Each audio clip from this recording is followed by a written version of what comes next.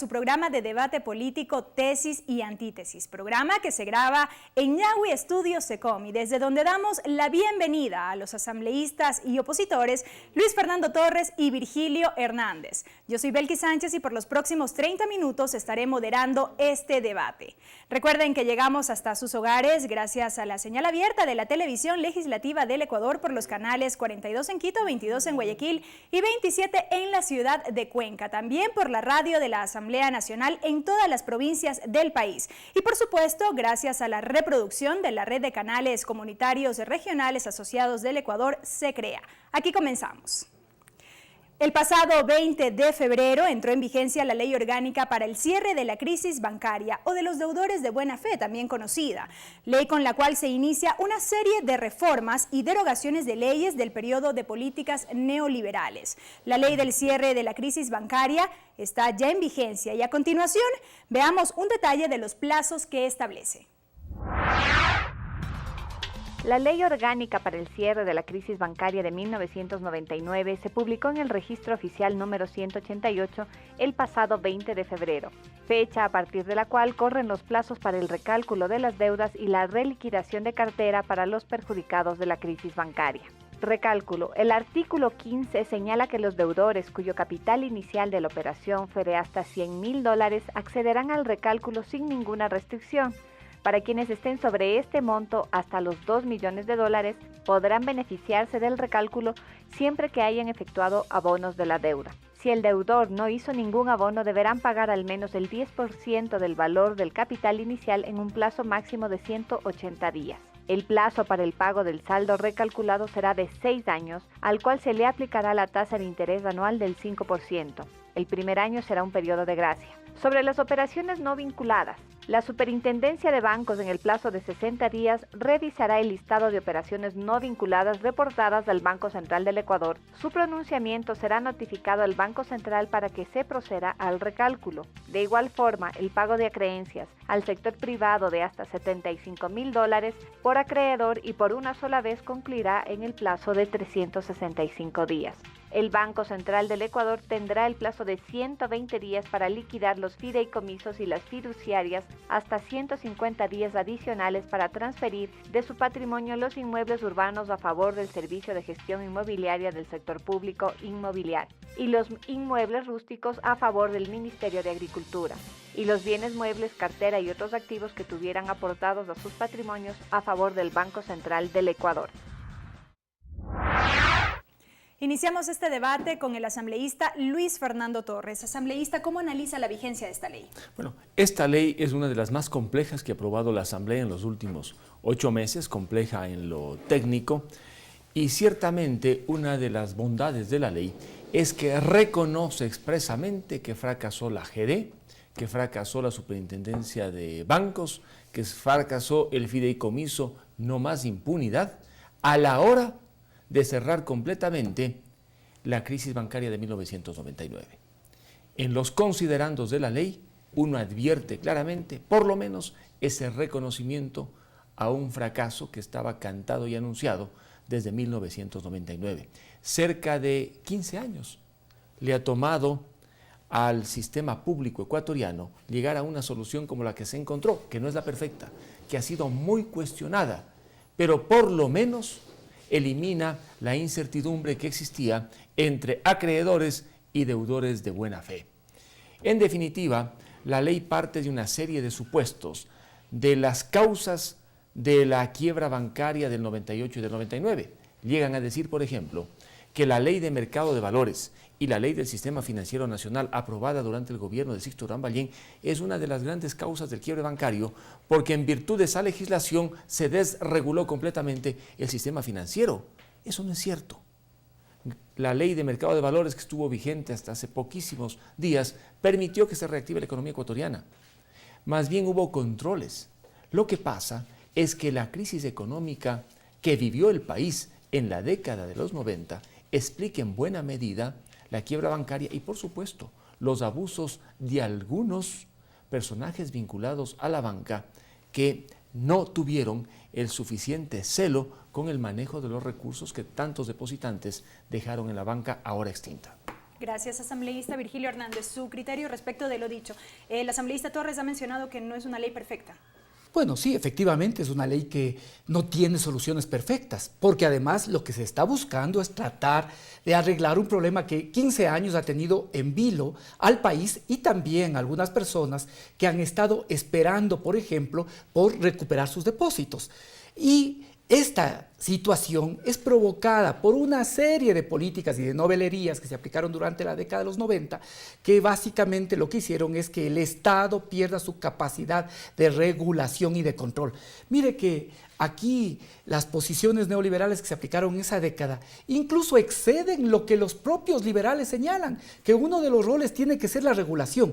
Aquí se descuidaron los controles, se descuidaron las posibilidades de regulación y luego con incluso la reforma constitucional se dio vía libre para el atraco financiero y bancario en el país. Entonces, con esta ley lo que buscamos es, en primer lugar, pagar a aquellos depositantes de la banca cerrada que durante estos 15 años no han podido recuperar sus dineros. Esta es una primera cosa, y también esto es importante. Segundo, se busca dar una solución a lo que se llama los deudores. Y yo creo que ahí la Asamblea hizo un cambio importante al distinguir que no todos eran deudores de buena fe, y yo eso lo digo con claridad. Hay personas que han hecho todo lo posible para no pagar, que han recurrido a todas las argucias jurídicas para no pagar, ¿sí? De la misma forma que era muy difícil también la resolución de los problemas, porque se generaron verdaderos nudos jurídicos para que se dificulte efectivamente las acciones por parte del Estado. De tal forma que ahí hay que decirlo, había y han existido deudores que no son de buena fe. Por eso me parece que es adecuado que la Asamblea haya realizado una distinción y pueda ahora también determinar efectivamente aquellos que tuvieron alguna voluntad de pago y aquellos que no. Y el tercer elemento que me parece que se cumple es el de poder trasladar esos bienes para que esos bienes puedan ser también utilizados. Gracias, asambleísta Luis Fernando Torres, que en la década de los 90 el gobierno perdió toda capacidad de control y regulación, ha citado el asambleísta Virgilio Hernández. El gobierno ha calificado este periodo como nefasto. ¿Usted está de acuerdo con este calificativo? Mire, la década de los 90, indudablemente que fue una década casi perdida en el ámbito económico y financiero a raíz de la crisis que vivió el país, particularmente entre 1998 y el año 2000, año en el cual se introdujo el dólar como moneda oficial y permitió una estabilidad monetaria, financiera, trajo nuevamente el orden y sobre todo abrió el camino para un crecimiento económico sostenido del año 2000 en adelante. Bueno, en la exposición de motivos de la ley se dan algunas explicaciones y se hacen muchas elucubraciones. ¿Qué pasó, por ejemplo, con el sistema de garantía de depósitos? ¿Por qué se aprobó en julio? ¿Por qué se derogó en el mes de diciembre? ¿Cómo la Superintendencia de Bancos en marzo de 1999 decreta el feriado bancario? 2 días después se resuelve la congelación de los depósitos. Se analiza de manera muy superficial. Pero en todo caso, ¿cuál es la contribución que hace la ley? Atiende el problema hasta el año 1999 y 2000, identificando nuevamente a los responsables de la crisis, especialmente accionistas que tenían más del 6%, identificando claramente a los afectados, básicamente deudores de buena fe, y acreedores, es decir, aquellos que tenían sus depósitos. Luego viene la segunda etapa, la que arranca después de la quiebra, cuando una serie de administradores y liquidadores manejan el sistema financiero ecuatoriano y no necesariamente en los mejores términos. Conocemos que existen auditorías de la Contraloría General del Estado que establecen gravísimas responsabilidades sobre muchos liquidadores y administradores del post-cierre.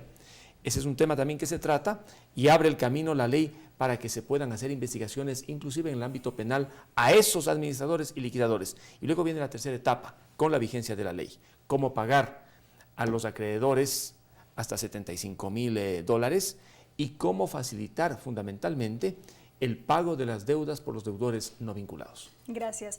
Asambleísta Virgilio Hernández, se han citado algunos de los beneficios de la ley. ¿Por qué era necesario el recálculo de las deudas a partir de los montos adeudados?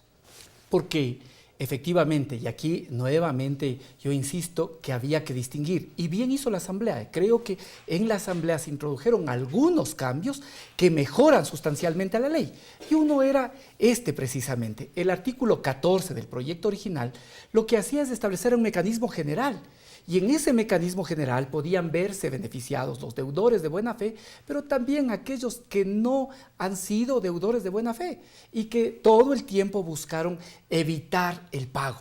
Por eso, ¿qué es lo que hace con buen criterio? Divide la asamblea, divide. Y lo que dice es, a ver, aquellos deudores que su capital inicial era de hasta $100,000, se benefician como señala la ley. Sí, es decir, van a tener 5 años más 1 de gracia, 5% de interés del monto original, sin sumar a esto todo lo que son costas judiciales, ni tampoco el interés de mora. ¿Sí? Se beneficiarán así.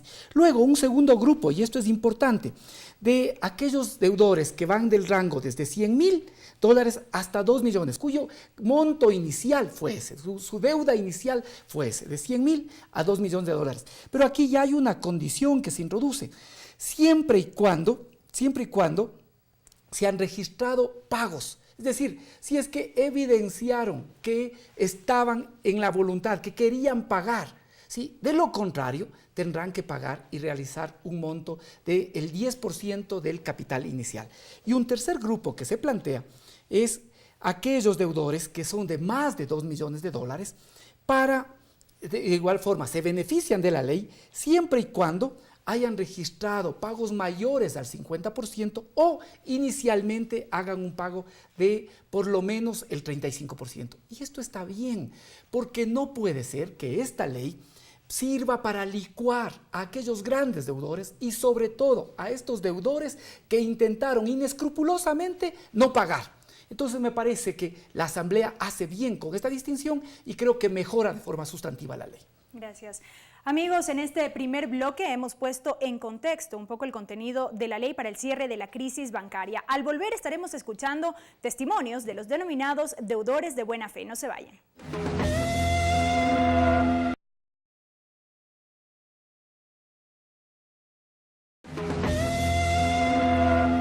Amigos, estamos de regreso aquí con más de su programa de debate político, Tesis y Antítesis, con los asambleístas Virgilio Hernández y Luis Fernando Torres. El tema de esta semana, la ley para el cierre de la crisis bancaria de 1999, que ya entró en vigencia.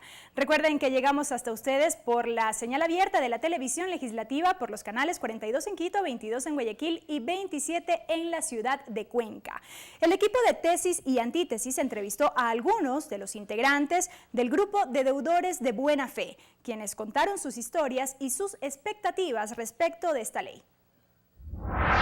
La crisis financiera de 1999 no solo causó la quiebra de varios bancos en el Ecuador, sino que también perjudicó a miles de ecuatorianos que perdieron sus ahorros y otros que vieron incrementadas sus deudas hasta volverse impagables. Patricia Bastidas, Segundo Pazmiño, Hugo Peñafiel, Jorge Sotomayor, Jacqueline Chacón, Cecilia Bozano, Mario Ceballos, son y representan a los deudores de buena fe. Jorge Sotomayor, oriundo de Los Ríos, inició su viacrucis con un crédito al Filambanco para la siembra de banano en 1984. Producto del refinanciamiento que debimos hacer en el Filambanco, tuvimos que firmar documentos con capitalización de intereses. Eso es anatocismo y está reconocido por el Filambanco.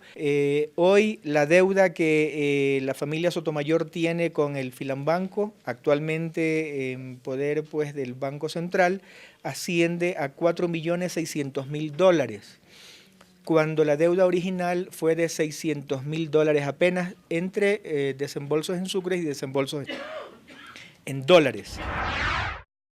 Cientos de transportistas a través de la Federación decidieron hacer la importación de bienes con la empresa denominada SICO, propiedad de Solbanco. Los buses llegaron, pero tenían defectos, el número de chasis alterados, por lo que hasta ahora sus posesionarios no pueden matricularlos, peor hacer uso de ellos. Tampoco les aceptan como bienes de garantía. Me llama la Corporación Financiera Nacional, presente su vehículo para el embargo. Yo con gusto fui y les presenté el vehículo. Sacaron la impronta y dijeron, este vehículo no corresponde al contrato, por lo tanto no le retiramos a usted. No es ni usted el dueño ni nosotros, dijo el señor alguacil, y yo de todo lo que le manifiesto tengo documentos. Somos alrededor de 1,000 transportistas. 1,000 transportistas que nunca pudimos tener el camino viable para que alguien nos ayude. Hemos solicitado a todo el mundo, pero reitero, nunca pudimos tenerlo. Transportistas que nos endeudamos porque consiguió la Federación de Transportadores Urbanos de ese entonces, consiguió la exoneración de impuestos a la importación de vehículos carrozados. Jacqueline Chacón, 51 años, de Guayaquil. El banco La Previsora le prestó $75,000 para la compra de un terreno. Su deuda ahora es de $220,000. Nosotros no somos los ladrones, no somos los estafadores. Somos gente que estamos dando la cara para resolver este problema. Los ladrones, los estafadores, ya no están ni en este país. Nosotros somos deudores de los banqueros corruptos que existió en el país. Bien, hemos visto estos testimonios por parte de los denominados deudores de buena fe. Asambleísta Luis Fernando Torres, ¿se puede volver a creer en la banca? Hay que creer en la banca, porque la banca es esencial para la intermediación financiera y debemos tener confianza en la banca, porque la banca cumple un papel que no puede cumplir alguien que no esté en la banca. Se entrega un depósito por una persona que no quiere invertir ese dinero en algún negocio, sino entrega a la banca, y la banca a su vez ese dinero lo traslada a alguien que tiene necesidad de él. Inclusive hay un multiplicador del dinero que hace la banca, es decir, de 100 prácticamente multiplican a 1000, y por ello es que la banca descansa sobre la confianza. Si se pierde la confianza, la operación bancaria se desmorona. Ahora, con la ley que hemos aprobado, que se resuelven algunos problemas, sí, es el caso, por ejemplo, de muchos de los deudores que han sido entrevistados, deudores de buena fe, quisieron pagar y honrar sus deudas, no pudieron hacerlos, la ley les resuelve el problema, como había expresado Virgilio, diferencia los montos de la deuda, si ha habido pagos, no ha habido pagos, y el recálculo se lo hace a una tasa del 5%, básicamente en consideración a la inflación. Allí pueden haber disputas, diferencias, como de hecho hubo al interior de la Asamblea, pero como no es una ley perfecta, salió lo que salió. En todo caso, lo que nunca quedó en claro en los debates en la Asamblea fue hasta cuándo asciende el monto de la crisis bancaria. Por ahí alguien llegó a decir que era igual al presupuesto, cerca de 33,000 millones de dólares, que es una locura, pues eso no es cierto, de ninguna manera. Otros dijeron que bordeaba los 3,000 millones, otros los 500 millones de dólares, hasta ahora no se sabe oficialmente cuál es el monto, eventualmente, del perjuicio ocasionado por la crisis bancaria de 1999 y el año 2000, que tuvo diferentes causas, ¿no? Entre otras, no nos olvidemos del fenómeno del Niño, que golpeó tanto en la costa, y muchos agricultores que habían hecho préstamos no pudieron devolver sus deudas. Gracias, asambleísta Virgilio Hernández. A ver, hay algo que dice Luis Fernando Torres que es importante señalar, y es que el tema de la confianza en la banca no es un asunto de fe, no es que los ciudadanos debemos y nos planteamos como un dogma creer en la banca. Yo creo que la banca tiene que dar muestras de solvencia, de responsabilidad y de cumplimiento de la ley para que los ciudadanos podamos cumplir. Y fue precisamente la falta de cumplimiento de esas normas en gran parte lo que llevó también a la debacle financiera. Y esto hay que exigirle todos los días a la banca. Yo ahora mismo estoy investigando y tengo ya algunos documentos de cómo, por ejemplo, el Banco del Pichincha, y lo digo con nombre y apellido porque tengo los documentos para ello, en estos años despide trabajadores, no de pocos meses, de 15, 20 años, despide de forma intempestiva y luego, en lugar de liquidarles como manda la ley, lo que hace es establecer un bono gracioso con el cual se les perjudica entre el 40 y 60% de los haberes que les correspondía legítimamente. Esto es un atraco a sus trabajadores. Es falta de seriedad, es falta de cumplimiento de la ley, de tal forma que no es que solo los ciudadanos tenemos que hacer acopio de confianza y de buena fe y confiar en la banca, que es importante para el sistema, sino que adicionalmente la banca tiene que demostrar seriedad.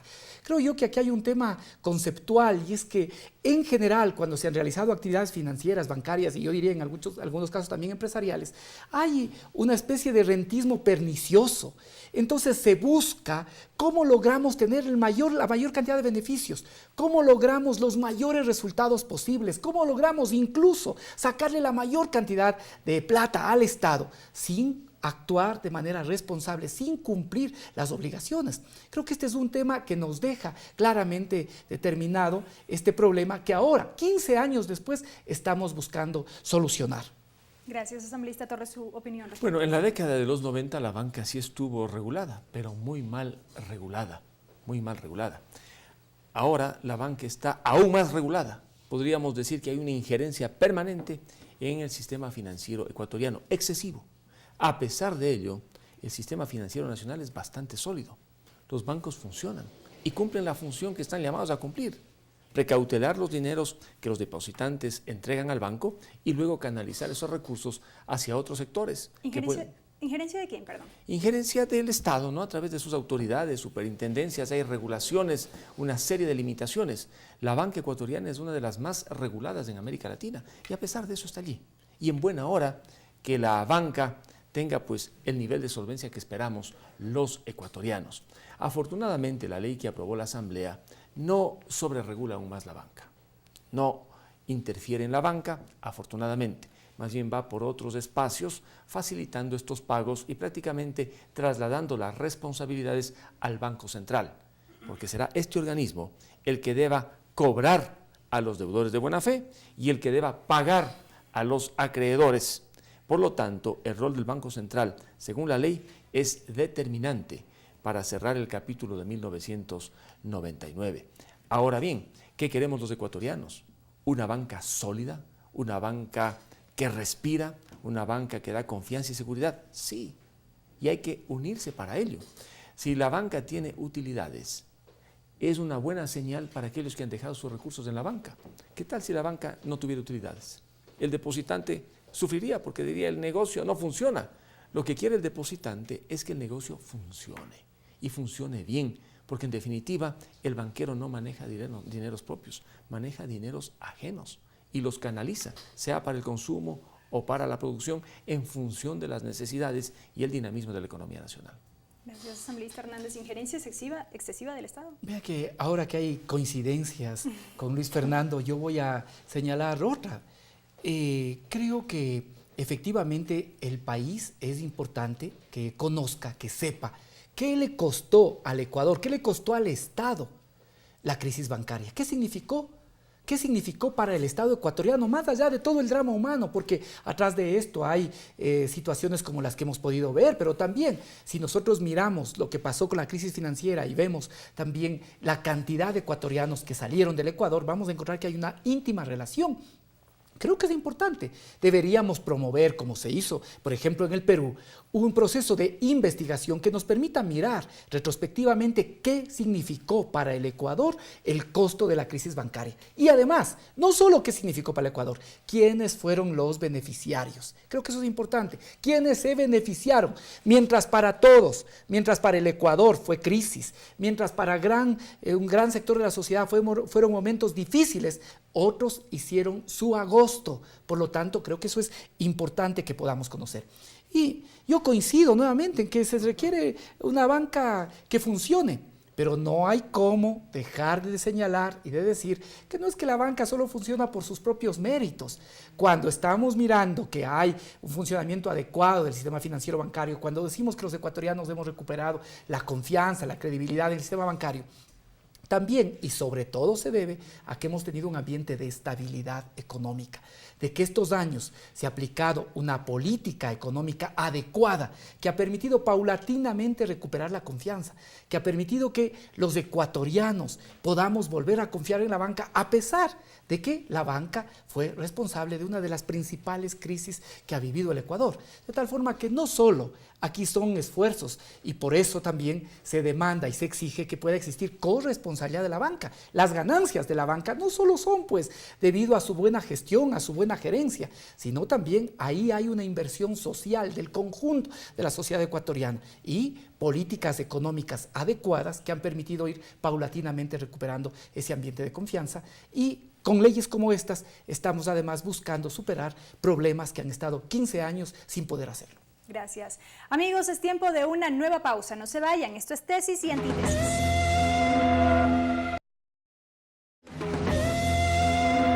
Amigos, continuamos con más. estamos en el bloque final de su programa de debate político Tesis y Antítesis. Asambleísta Luis Fernando Torres, un mensaje final de cierre luego de este análisis. Bueno, la ley no se aprobó en segundo debate como normalmente se aprueban otras leyes. Hubo pausas que parecían interminables.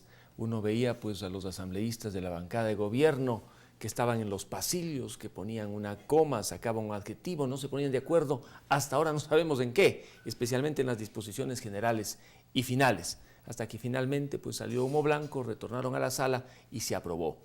Aquellos que estén atentos a esta ley aprobada por el Congreso deberían prestar muchísima atención a las disposiciones generales, que se introdujeron fundamentalmente a la hora de la votación. Allí, por ejemplo, se incorpora la figura de declarar de plazo vencido cierto tipo de deudas, no sabemos cuáles, lo que supondría un cobro inmediato.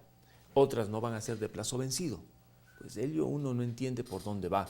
Igualmente, hay una norma en el articulado principal que le exonera al sector público de cualquier tipo de responsabilidad frente a sentencias que se dictaren en contra de la banca extinguida. Esta ley distingue claramente entre las entidades financieras que estuvieron en proceso de liquidación un buen tiempo y en muchos casos fueron pésimamente administradas por liquidadores y administradores, y luego la situación de las entidades bancarias y financieras extintas, las que ya desaparecieron, que fue hace poco tiempo, mediante una resolución de la Superintendencia de Bancos y Seguros. Pues allí se libera de total responsabilidad del sector público frente a obligaciones que tengan esas entidades financieras extintas. Me pregunto yo, ¿qué va a pasar con aquellos que tienen una sentencia, que litigaron, que demostraron que tenían la razón y que finalmente no van a poder ejecutar esas sentencias en firme? Eso me preocupa muchísimo. A quién se está tapando, quién se beneficia, pero ese tema debe ser analizado a fondo. Como le dije, esta ley es compleja en lo técnico, en lo económico. Y hablando de la década de los 90, ese tiempo no teníamos el sucre, no teníamos el dólar, teníamos sucres. Había devaluaciones permanentes del sucre frente al dólar y una inflación galopante. El 98 la inflación llegaba al 60% anual y el año 2000, cuando nos dolarizamos, bordeaba el 100% anual. La economía estaba en un completo desorden. Que había culpables en la banca, por supuesto, nadie puede negar, y que hubo muchísimos personajes vinculados a la banca que fueron autores de la crisis también, y por ello ya fueron algunos sancionados, otros injustamente fueron también involucrados en una serie de procesos. Esa fue la etapa del cierre, y luego vino el manejo post-1999, donde hay otros responsables, porque hay el caso de algunas entidades financieras que fueron entregadas al Estado en funcionamiento. Los banqueros se fueron, vinieron los administradores y luego los liquidadores, y ellos sí quebraron y perjudicaron a deudores y acreedores. Virgilio, su turno.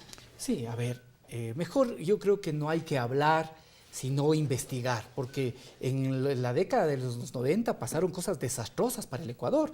En el 99 la emisión inorgánica había superado el 150%, llegamos a una inflación del 60%. En el año 1998 el sucre llegó a costar, el dólar llegó a cotizarse en 5.400, ¿sí?, sucres cada dólar, y cuando se estableció la dolarización llegó a 25.000. ¿Quiénes se beneficiaron de eso? Esto es importante que investiguemos. Yo creo que esto debería ser un asunto de Estado para ver quiénes fueron los beneficiarios. De la misma forma que yo estoy de acuerdo que ahora podamos, como Asamblea, quedó además una disposición importante de establecer un seguimiento semestral. Pues bien, el primer informe debería ser saber con nombres y apellidos y montos quiénes son los beneficiarios de esta ley. Esto me parece que es importante. ¿A quiénes beneficia esta ley? No tenemos por qué esconder nada. Es una ley, es una política pública. Por lo tanto, si tiene beneficiarios el país, y nosotros tenemos derecho de que en este ejercicio, que además está puesto en la ley, de conocer semestralmente, podamos saber quiénes son los beneficiarios. Yo creo que en la Asamblea se introdujeron cambios importantes.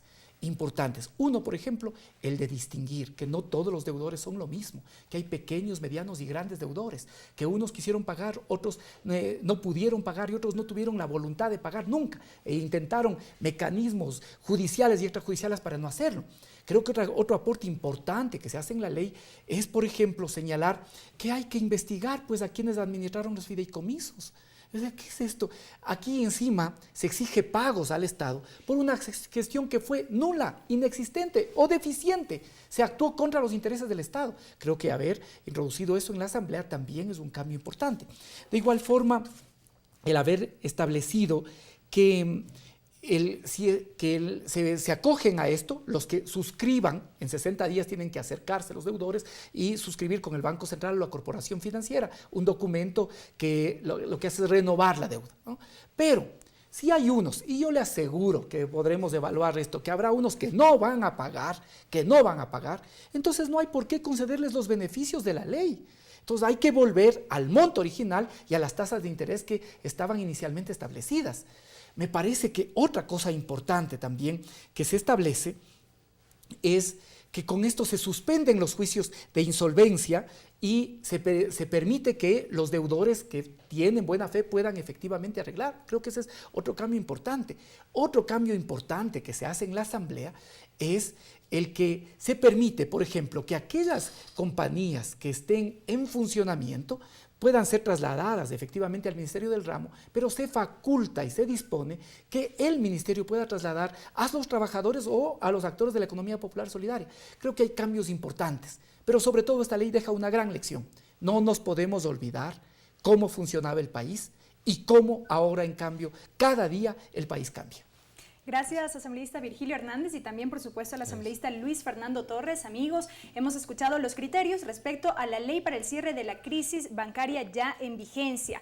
A ustedes les corresponde sacar sus propias conclusiones. Como siempre, agradecemos su amable compañía como cada semana y les recordamos que pueden revisar el video de este debate en nuestro canal de YouTube y en la página de Facebook del programa Tesis y Antítesis. Nos pueden escribir sus sugerencias, comentarios y propuestas al correo electrónico tesisantítesis@hotmail.com.